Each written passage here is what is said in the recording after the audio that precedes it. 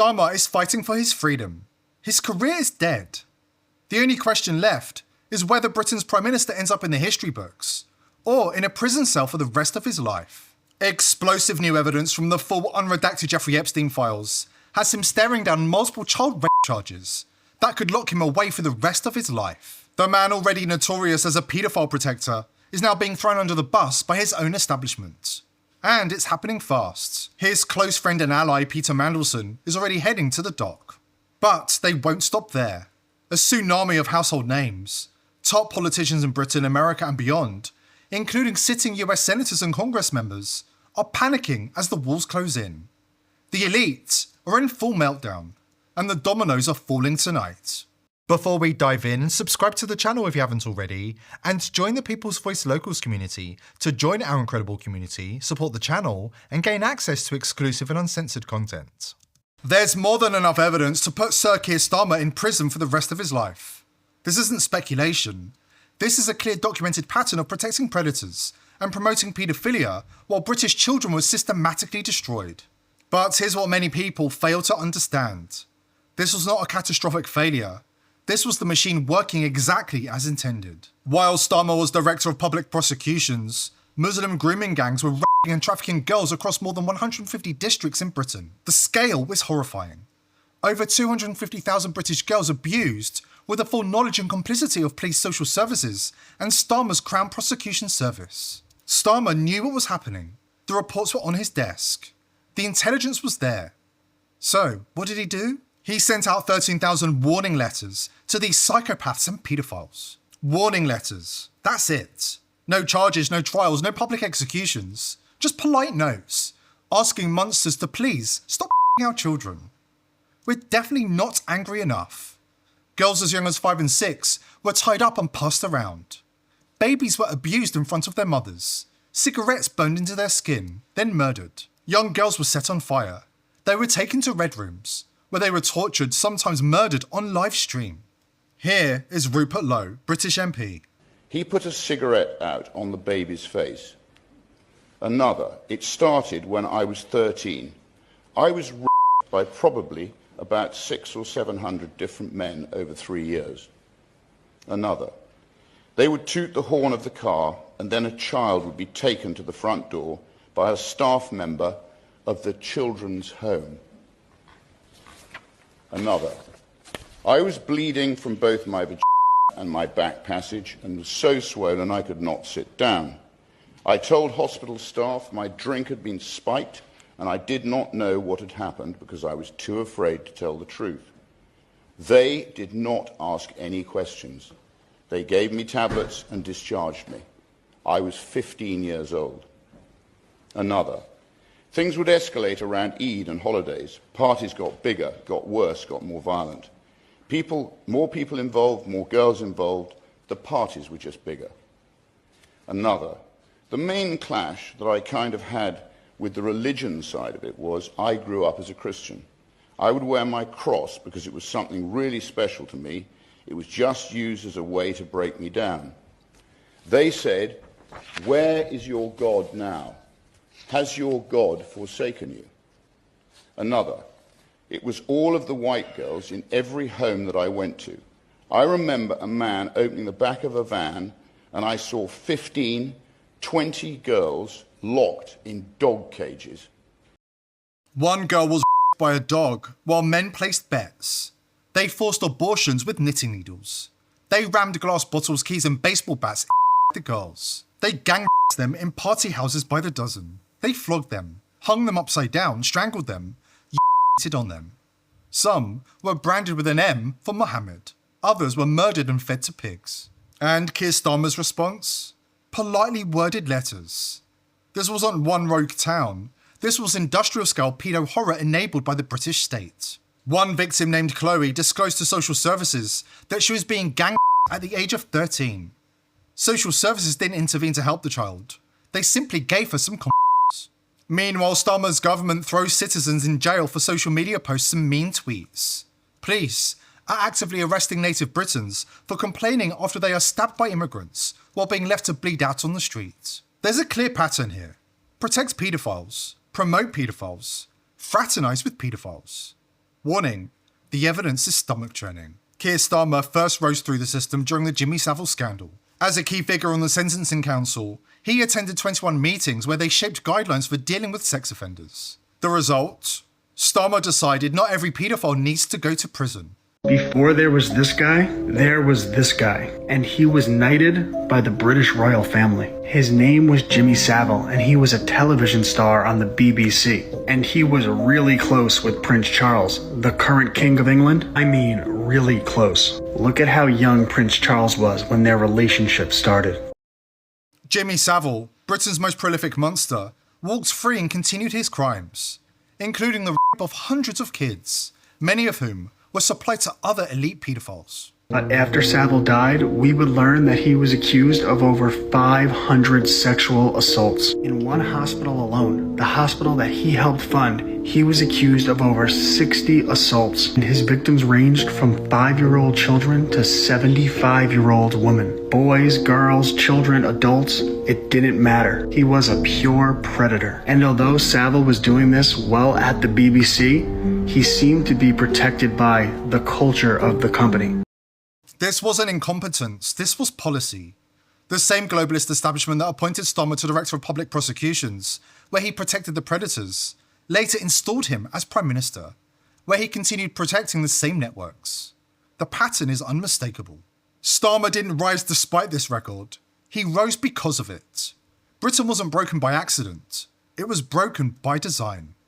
But now, something very interesting is happening. The people are rising up. The attention of the world is focused squarely on the crime scene. And Starmer is being thrown under the bus by the very cabal that elevated him. Every decision I've taken has been about putting the country I love first. That is why I will resign as leader of the Labour Party. I have spoken to His Majesty the King this morning to inform him of my decision. So what's really going on here? The globalists thought Starmer was the perfect choice. A man with enough skeletons of the darkest variety to ensure total loyalty to the system over the British people. But now the knives are coming out from inside the machine itself. Fresh evidence of a deeply personal nature is emerging. The compromising material, the dirt that made him a fully owned controlled asset, is starting to leak. We're talking about devastating information about Starmer from the Epstein files released. Information released by the Department of Justice that reveals Starmer profited from the child sex trade. And worse, credible reports of Starmer on Epstein Island, attending a ritual with King Charles. And, even worse, video evidence from European nations about Starmer's compromising material, and exactly what he had to do to climb the political ladder. Brooke Burke, yes, the fitness legend from Dancing with the Stars, hit 50 and got blindsided. Unexplained weight gain, muscle loss, and energy tanked. Sound familiar? The system is happy to let women waste their time and money following fad diets and big pharma fixes that absolutely don't work. Realising this, Brooke flipped the script. She found one simple thing, biohacking with a specific protein that made her leaner, stronger, and healthier than ever. At 53, her abs are tighter than over a decade ago. She calls it her secret weapon. And it's not some nasty pill or expensive scam. She's spilling all the secrets in a free video that recently went viral. Her method takes less than a minute a day and doesn't involve any insane diets. Want the truth? Visit tonyprotein.com/TPV. Links below. That's tonyprotein.com/TPV. Watch it now for the no bullshit truth about weight loss that Big Pharma absolutely doesn't want you to know about. Following his masterful cover-ups of the grooming gangs and elite paedophilia, including Jimmy Savile, Prince Andrew and others, Starmer was rewarded by the crown with a knighthood and selected by the globalist cabal to serve as British Prime Minister. Now, investigators say Starmer's problems run far deeper. Leaked Epstein files from his years at the CPS have surfaced, while he was being groomed for the top job by the global elite power structure. And here's the first explosive piece of evidence: a bombshell Epstein email released by the Department of Justice, written by one of the victims. In it, she directly accuses Keir Starmer of profiting from international sex trafficking and links him straight to former Israeli Prime Minister Ehud Barak. And it gets worse. You can go check it yourself on the DOJ website right now. We know it's legit, because they redacted the names of other powerful people the victim says participated in these crimes along Starmer. Ouch. That kind of redaction doesn't happen unless they're scared, and they're protecting somebody big. Terabytes of damning footage showing Keir Starmer and other future world leaders on Epstein Island has surfaced according to investigators. And now, a whistleblower from the investigation to release the unredacted Epstein files describes what they have seen. He says they were testing Starmer, breaking his soul, ensuring his loyalty. Warning, this is explosive. The public's been fed scraps, maybe 1% of the material so far, and even that's been butchered with redactions so heavy it might as well be blank paper. Perpetrators' names blacked out, locations protected, faces blurred. It's a joke. What's still locked up is a roadmap of how globalist power actually works. Little St. James Island wasn't just an elite pedophile ring, it was an initiation club, a way to take young rising elites, politicians, royalty, media stars, future heads of state, and turn them into owned assets.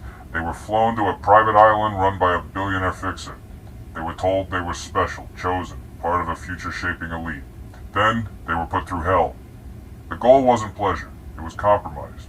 Once you cross certain lines, once it's all on camera, you don't get to walk away anymore. Once you're on camera in a bedroom with kids, you do what you're told for the rest of your life. One of the groups in the files was a global leadership academy run by the World Economic Forum, the Young Global Leaders. On the surface, it's all speeches and climate panels. In the back rooms, it was a grooming operation. We have witness statements, we have flight logs, we have video. And yet, one of those young leaders later became Prime Minister of the UK. The footage tied to him is damning. Not rumors, not hearsay. Recorded, time-stamped, cataloged. We're talking about Keir Starmer making awkward small talk with underage girls, getting a young trans kid, abusing clearly underage children in a room with Ed Miliband and Leo DiCaprio and others, while cameras capture every grimace. The scariest part? The sick fucker running the cameras. The Hollywood actor Kevin Spacey at the height of his fame. In the files, he shows up not as a guest, but as staff, traveling with the traffickers, setting up lights, checking angles, greeting world leaders like a butler in hell. He wasn't just watching, he was producing. Multiple cameras, clean audio, close-ups, wide shots, like he was shooting a depraved movie. That's why this stuff is buried. Because the people on those tapes aren't nobodies. They're presidents, prime ministers, Hollywood celebrities, finance lords. If it all came out, whole governments would fall. Information about Starmer is coming out, and his government is falling. The masks are coming off. The Epstein files ended an era of elite impunity. As soon as the elites, including Starmer and Ehud Barak's names surfaced in the Epstein documents, the untouchable celebrities, the global elite entertainers, they didn't just fade, they collapsed, without any accountability whatsoever. Look at this split-screen evidence. Video 21 of 1000 in the Epstein archive. In the top of the frame, the predatory suited power group, the kind of men the mainstream media are still protecting. In the bottom of the frame, a terrified child on a couch, voice shaking, describing horrors no young person should ever know. And what's happened at the end of the party? My dad kills babies and he eats the meat. Okay, well, let's just talk about the party though, Yeah. okay? So, the party, what was the party like? I don't like the party. Why not? They touch me, Who? kick me, my front privates, they hurt me. So when they stick a big plaster in my bottom, and when it bleeds, if I cry, he like, do you know those spaghetti spoons? Those metal ones.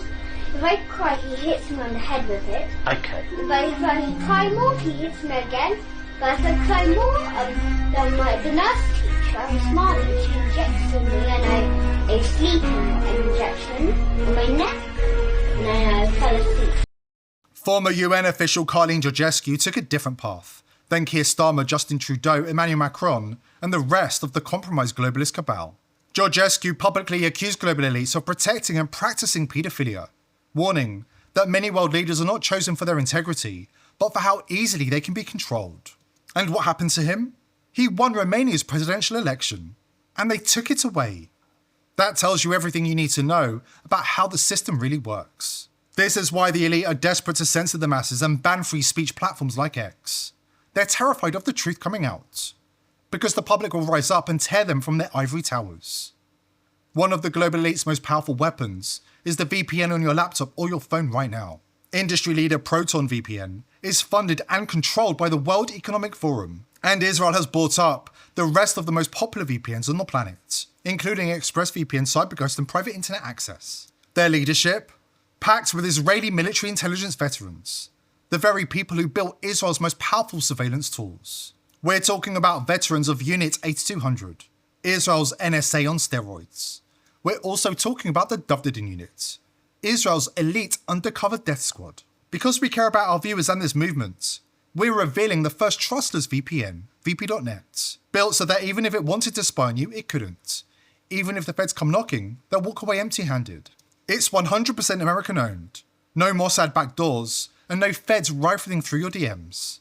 Sign up today at vp.net/TPV, and you can finally stop asking who's monitoring me, because the answer is they were, but with vp.net, not anymore. Rejects the globalist agenda, rejects Israel first. Expel the spies hiding in your phone, in your apps, and in your devices.